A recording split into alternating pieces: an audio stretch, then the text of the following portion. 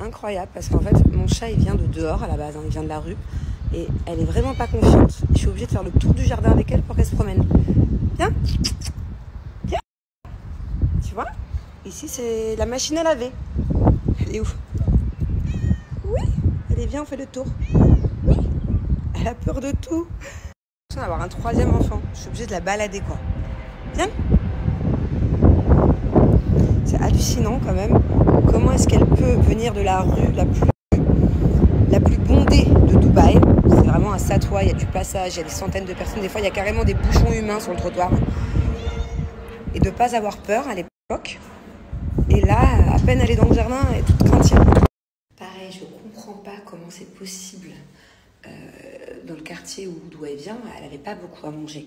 Franchement, je voyais qu'il y avait personne qui la calculait. Je ne sais même pas comment elle a survécu, quoi. Elle était toute maigre et tout. Et ici, à la maison, elle a tout le temps faim. C'est-à-dire que je suis obligée de limiter. Il y en a plein qui m'ont mis des commentaires. Oui, mais il ne faut pas limiter un chat. Il faut toujours qu'elle ait le bol rempli. Non, parce que sinon, son estomac, ça craint, quoi. Si elle passe de rien à 10 bols de croquettes par jour, je vous jure qu'elle n'a pas de limite. Elle s'arrête pas de bouffer. Elle miaule H24, elle a faim tout le temps. Je lui donne le matin, le midi, le goûter et le soir. Ouh, je suis essoufflée. Bon, alors aujourd'hui, ça a été une journée maison. J'ai eu plein de trucs à gérer au téléphone, des coups de pression à mettre aussi. Parce que des fois, il y a... quand t'es trop gentil, c'est pas un message subliminal, hein, je parle de manière générale.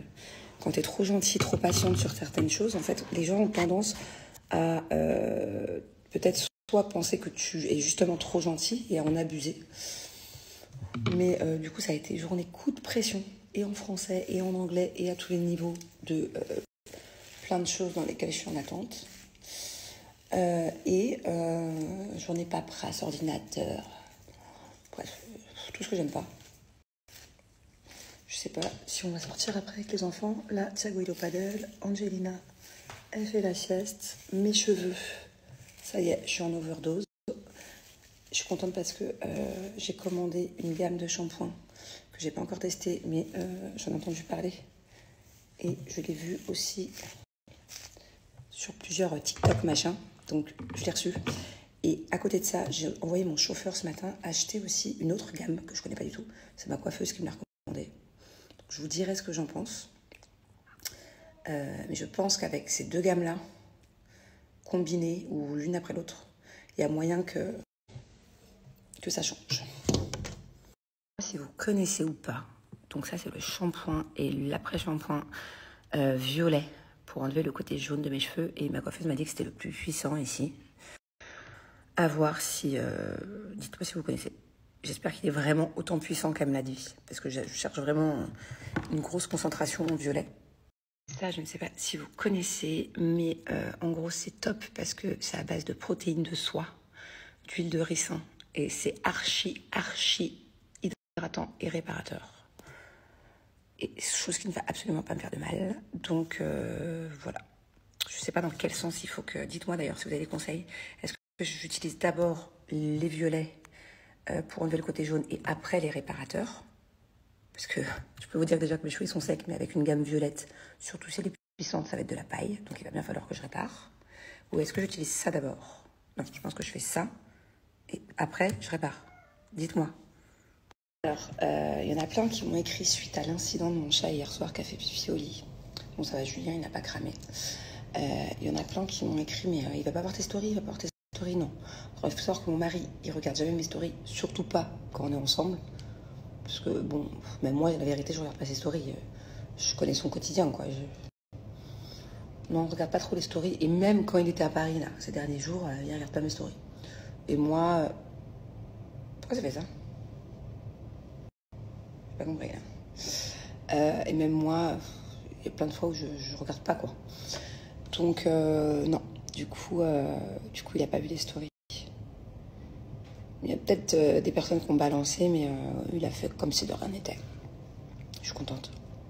Oh, mon Dieu. En plus, franchement, Julien, à la base, c'est pas qu'il aime pas les animaux, c'est qu'il n'en a pas forcément eu quand il était plus jeune. Et moi, j'ai grandi avec des chats, par exemple. Et même Nala, à l'époque, il s'est attaché à elle au bout d'un moment. C'était devenu sa petite Nala, mais ça a mis du temps. Et là, avec ce genre d'incident, j'avais trop peur. Du coup, il me dit non, mais le chat, il vient plus. il a plus le droit d'entrer dans la chambre. Et là, je vois quand même qu'il lui parle, il fait attention à elle. Des fois, il me dit « Oh, le chat, il est là, le chat ». Je vois que c'est sur la bonne voie. Et ce qu'elle sait pas, elle est là, regarde, elle est jamais loin de moi. Ce qu'elle sait pas, elle, c'est que mon mari, il est pas du tout tactile. Déjà, rien qu'avec moi, je galère pour avoir des petites caresses. Mais elle est pas prête. Elle va attendre longtemps avant que le lien de tactilité se fasse. Ma fifi, tu peux pas compter sur ton père, hein, je peux te le dire. Et bah, tu vois, il y a eu 2-3 mecs qui m'ont écrit « C'est pas bien de mentir à ton mari, c'est pas bien de mentir à ton homme ». Par contre, toutes les femmes de mon Snap, j'ai reçu là les commentaires, c'est bien, dans ce genre de situation, c'est toujours bien de couvrir, que ce soit les enfants, que ce soit le chat. Vous voyez, nous les femmes, entre nous, on se comprend que des fois, avec notre mari, c'est pas un mensonge, c'est camoufler la vérité pour éviter des embrouilles et des mal de tête. C'est là où on voit la différence entre les hommes et les femmes. Tous les hommes, ils me disent, enfin pas tous, 2-3, c'est pas bien, c'est pas bien. Et toutes les femmes, elles m'ont dit, mais moi aussi, je te parie avec mon mari, t'inquiète. Vous savez, par exemple, je vais vous avouer un truc. Thiago, il a cassé un bouton dans la Ferrari de Julien ce week-end. En fait, Julien, il est parti à Paris. Et Thiago, en fait, c'est pas de la faute de Thiago, je suis désolée. C'est pour ça que je l'ai couvert d'ailleurs. En fait, à la base, pour enlever la capote, pour décapoter la voiture, capote, il y a un bouton. Et ce bouton-là, quand il a pris la voiture, il était déjà défaillant. Déjà, le bouton, il s'enlevait. Ça faisait mal au doigt pour décapoter, ok? Sauf que, à un moment donné, je suis avec Thiago, et Thiago, il voulait juste, donc il était en FaceTime avec son père, il voulait juste montrer à son père que le bouton était cassé, mais sauf que son père, il le sait déjà, vu qu'il a pris la voiture comme ça, pour l'emmener réparer. Et en prenant le bouton, le câble électrique du truc, il est tombé. Donc autant vous dire que là, il n'y a plus aucun moyen de décapoter, de capoter. Il n'y a plus de câble, il est tombé dans le trou. Je me suis dit, quand il va rentrer, il va me tuer et tout, bref.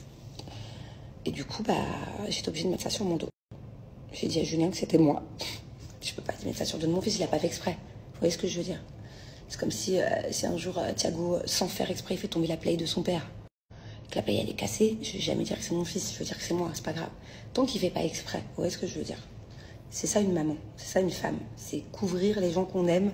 Le rôle d'une femme et d'une maman, c'est de savoir couvrir les gens qu'on aime, et notamment nos enfants, pour des petites futilités qui évitent des réflexions, des mécontentements, des ci, des ça. Bon, voilà. Donc du coup, là, le chat, j'ai dit que c'était un bol de lait qui était tombé sur la couette. La couette, c'est pas grave, je l'envoie au pressing. Voilà, en plus, c'est un tout petit pipi. Même si j'étais pas contente, hein. Mais c'est entre le chat et moi. Voilà. Donc du coup, ça m'arrive des fois de faire des petits mensonges gentils. Bon, je vais répondre une dernière fois à ça, parce que je le reçois tout le temps. Je ne peux pas, je ne veux pas arrêter ce filtre sur ce téléphone. Voilà. En fait, j'ai un nouveau téléphone dans sa boîte depuis très longtemps. C'est même pas le dernier, là, c'est l'avant-dernier iPhone. Ça, là, celui que j'utilise, il est tout cassé en plus, c'est n'importe quoi. Sauf que sur ce téléphone, si j'enlève le filtre, je suis dégueulasse. Ça m'accentue les défauts fois 100, ok? Quand Julien, il me snap avec son téléphone que j'ai pas de filtre, si j'avais le téléphone de Julien, ok, des fois je mets pas de filtre, y a pas de souci. Par exemple, Jess, pareil, je l'autorise, y a pas de souci, elle peut me filmer sans filtre, j'aime bien la tête que j'ai dans son téléphone à elle. Sur ce téléphone-là, je peux pas me voir sans filtre. Donc, j'ai le nouveau téléphone, j'ai que des soucis électroniques dans ma vie, je suis nulle pour ça. Donc, il faut que je fasse un nouvel iCloud, un nouvel Apple Store, nouveau truc machin, parce que je peux pas utiliser celui-là, bref. J'ai essayé de faire la mise à jour pourtant l'autre jour avec Grenouille il y a un mois. Donc il faut que je change de téléphone, je vais le faire, c'est sûr.